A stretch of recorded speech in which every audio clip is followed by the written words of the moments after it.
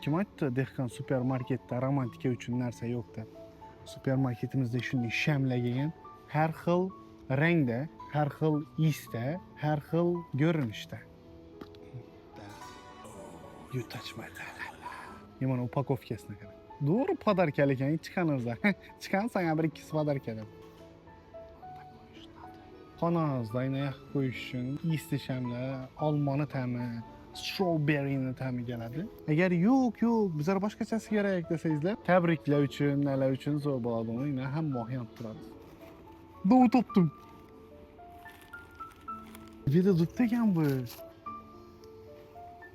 Yazning o'rtasida. Yangi yil bu, aytilmagan qo'shiqlar. Aytdim yoqadi mana shu narsa. Yana ham kima yoqadi ishi svechi? Yoz ketinglar, mana yoqadi, yoshligim yodimga tushadi.